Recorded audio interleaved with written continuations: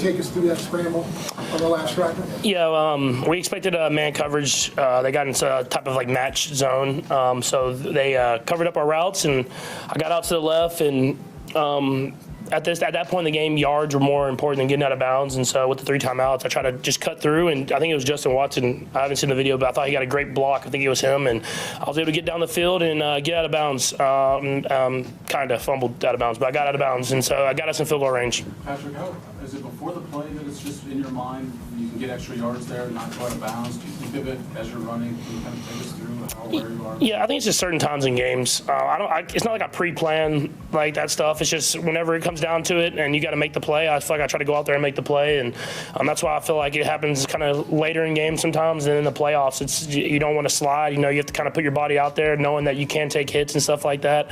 But we've been able to make some big runs and some big moments. Could you have made that scramble a couple weeks ago, considering you were dealing with the ankle? I don't know. I think I always say adrenaline will get you through it. But it is helping a lot when you get a little bit healthier and you can kind of get your body back into it. And a credit to the training staff. They stayed on top of me about being in there as much as possible. And I finally was able to get off that list this last week and kind of get back to just my normal routine. And we went out there and made something happen. What was the mindset of the offense at the onset of the drive? Yeah, I mean, you want to get as close as possible, give our guy a chance to make a field goal. We call it where you go down at the 2-yard line, 1-yard line, whatever it is. And we were just trying to get a completion first, which we did. And then I think I still could have thrown it out there a little bit further for Xavier. But other than that, I thought we executed at a high level. Like we were in that moment. Just we got to be better in the whole entire fourth quarter, not just in those big moments at the end of the game. What kind of confidence did you have in the rookie to make that kick in that situation? I mean, I had a ton of confidence. I've seen him do it in practice. Since he's been here, he's been going out there working. And so I had a ton of confidence. We got him into his sweet spot, and he nailed it right through there. Patrick, I know the red zone probably isn't what you wanted, but you scored in 6 of the 8 drives today. Are you pretty pleased with just the progress you made with the offense as a whole? Yeah, I thought we did a great job moving the football. Like you said, you got to execute at a higher efficiency in the red zone. But I mean, that defense is a good defense. I mean, they've played hard the entire year. They have a great defensive coordinator, a lot of great players that I've went up against in other places. And so I thought we did a good job of executing the offense, moving the ball. But like I said, just in that second half, especially in that fourth quarter, we got to be better. I mean, just putting the game away and not giving them chances. But we were able to do it there at the end. Noah mentioned just the fact that you gave him the answers before the test on his second touchdown, that what coverage was going to come. Can you kind of take us through recognizing that and then going to him on that play? Yeah, we go through it every week. It's not just me. I mean, me, the quarterback coaches, and the players, we go through certain checks you get to versus certain coverages. And I was able to see by the way they lined up, they were getting into their cover zero look. Just alerted the guys to make sure they saw that what I saw, gave the check at the line of scrimmage, and then you trust your guy to go out there and make a play and just put it up there. Well, like I threw a great ball, just put it up there and let him just go up and make a play. Patrick, these Yeah, no, I thought he played his tail off, man. He throws a really good football. You know, it's funny. I think Texas Tech was the first one to offer him when he was in 8th grade, and I was at Texas Tech, so I remember watching his highlight tapes then, and knew he was going to be a great player. And obviously, he went to Bama and was the first draft pick. But I think it's been cool to see him bounce back these last few weeks and play some great football because I know he has it. I've seen it for a long time, and he gave us a scare today, man, because he played his tail off. Threatened by 8th grade Bryce. I was hoping to be out of there before he got there. So no, he's been a great player for a long time and won a lot of football games. Patrick, what is it with these close wins you guys? Is that a good thing or bad thing? Heading forward, would you like to have a few blowouts? Yeah, I mean, you always want to have some blowouts. You want to be a little calmer in the fourth quarter. But I've always said it can be a good thing as you get to the playoffs and later in the season. Just knowing that you've been in those moments before and knowing how to kind of attack it, but play by play, not making it too big of a moment. But no, I mean, I would say this more than anybody. I would love to win a game, not by the very last play. The last one, Nate. Patrick, I asked a couple guys in the locker room, you guys have talked so much about the grind of the season. When that phrase kind of gets mentioned, does it remind you of days like today? Yeah, for sure. I mean, it's all about getting better. I think that's the best thing about playing in the NFL. It's never like the team that's playing the beginning of the season the best is playing the best at the end of the season. It's about just constantly getting better, and it's going to be a grind. And I think we've done a great job of that. Coach Reed does a great job of planning it so that we're playing our best football at the end of the year. And there's a lot to learn from today. There's good, there's bad. We got to just go back, learn from that, and then know that we have a short week against a hungry football team in the Raiders that is coming to our house. Chiefs Kingdom, let's dive into Sunday's nail-biter against the Panthers. But this time, something felt different, didn't it? Usually, we're celebrating with fist pumps and high fives after a last-second win.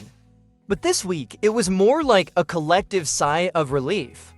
Even Patrick Mahomes, usually the picture of cool confidence, looked unusually stoic after Spencer Schrader nailed that game-winning field goal. Did you notice it too? Mahomes wasn't alone. Travis Kelce, Chris Jones, and the rest of the team calmly walked across the field, shook hands, and headed back to the locker room. No wild celebrations, no big energy. That's not the Chiefs' vibe we're used to, right? It's like the weight of these constant close games is starting to take its toll, and honestly, can you blame them? Winning 12 straight games decided by 7 points or fewer is no small feat. It's the longest streak in NFL history. But at what cost? The stress of staying perfect in high-pressure moments, week after week, must be exhausting. But let's flip this back to you. How did you feel after that win? Relieved, excited? Or maybe, like the team, a little drained? Let me know in the comments, do these close wins keep you on the edge of your seat? Or are you ready for a blowout victory to calm the nerves? Oh, and while you're here, don't forget to subscribe to our channel and hit the notification bell. Your support helps us grow and bring more content like this to the Chiefs Kingdom. Let's hit that 2,000 subscriber goal together. Now, let's transition smoothly. Coming up next, we'll talk about whether these constant close calls are a strength or a weakness. Stick around, it's about to get interesting. Alright, let's dive a little deeper. Winning 12 straight games decided by 7 points or fewer sounds impressive, and it is. Think about it, this kind of consistency in crunch time situations is rare in the NFL. The Chiefs have mastered the art of staying calm under pressure and delivering when it matters most. That's why we're still sitting pretty at 10-1. But let's be real for a second, does this streak feel like a badge of honor or a sign of trouble? On the bright side, these tight games have prepared the team for the playoffs, where every snap feels like it could make or break the season. Patrick Mahomes even said it himself, it can be a good thing as you get to the playoffs. Knowing how to attack it play by play, that kind of mental toughness is priceless when the stakes are high. But here's the flip side, should it even come to that? With the talent Kansas City has, shouldn't some of these games be more comfortable wins? Mahomes admitted he'd love a game where the final play isn't the deciding factor. That says a lot, doesn't it? Let's make this interactive. What do you think? Are these close wins a testament to the Chiefs' resilience, or do they expose weaknesses that could hurt us later? Drop your thoughts in the comments, I'd love to hear where you stand on this one. And hey, while you're there, how about a quick vote? Thumbs up if you think this streak is a strength. Thumbs down if you see it as a concern. Let's see how the Chiefs Kingdom really feels about this one. Now, before we move on, here's a quick reminder. If you haven't already, hit that subscribe button. Be part of the Total Chiefs community. We're on a mission to reach 2,000 subscribers, and every single one of you counts. Up next, we'll dig into the team's weaknesses and what they need to clean up before it's too late. Trust me, this next part is critical. Stick around. Alright, Chiefs Kingdom, let's talk about the elephant in the room, the struggles we saw against the Panthers. Sure, we got the win, but it wasn't exactly smooth sailing, was it? If we're aiming for another Super Bowl, these issues need to be fixed and fast. Let's start with the penalties. 10 penalties for 91 yards? That's almost an entire field gifted to the other team. Sloppy mistakes like that don't just hurt. In the moment, they kill momentum and give opponents a lifeline. We can't afford that in the playoffs, especially against elite teams like the Bills or Ravens. And what about the offensive line? Patrick Mahomes is a magician, no doubt about it, but even he can't keep pulling rabbits out of his helmet when he's sacked 5 times in a game. Wanya Moore struggled on the left side, Jawan Taylor didn't do much better on the right, and Mahomes paid the price. If this trend continues, it's not just games will lose, it's our star quarterback's health. Now, let's talk defense. Bryce Young, a guy many were ready to write off, threw for 263 yards against us. Our secondary guys like Najee Johnson, Shamari Connor, Brian Cook, and Justin Reed looked completely out of sync. If we're struggling against Young, what happens when we face Josh Allen or Joe Burrow? Here's where you come in. What's the biggest issue you see right now? Is it the penalties, the offensive line, or the secondary? Drop your answer in the comments and let's discuss. And while you're at it, let's do a quick poll. Vote with a 1 for penalties, 2 for the O-line, and 3 for the secondary.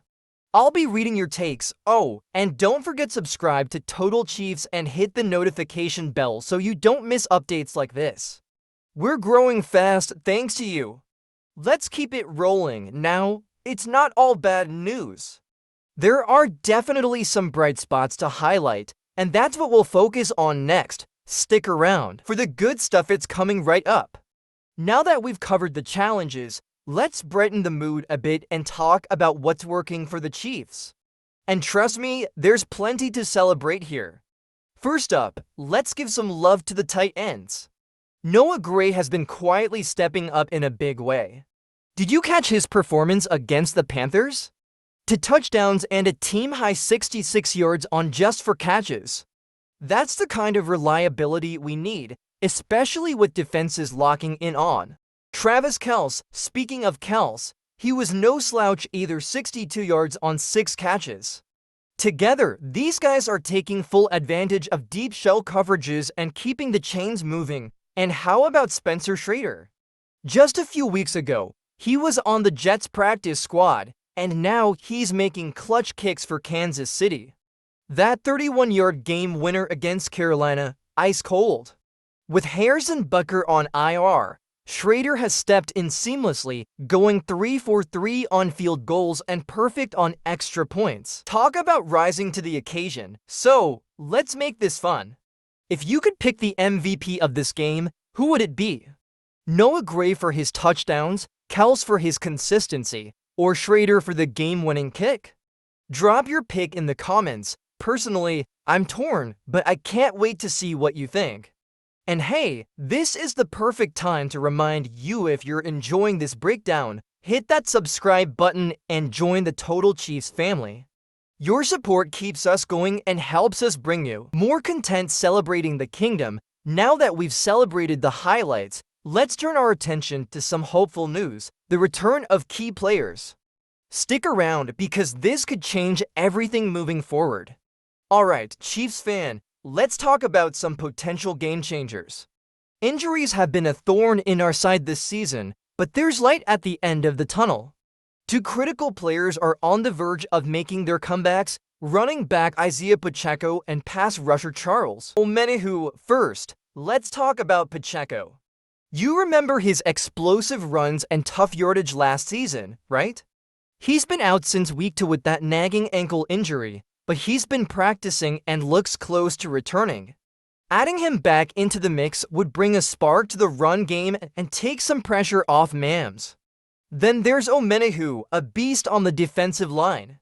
He hasn't played since tearing his ACL in the playoffs last season, but he's also been practicing and could suit up soon. Imagine what his pass rushing ability could do for a defense that's already got Chris Jones leading the charge. So here's a question for you. Which player do you think will have the bigger impact when they return, Pacheco or Omenihu? Let me know in the comments, and don't forget to explain your pick.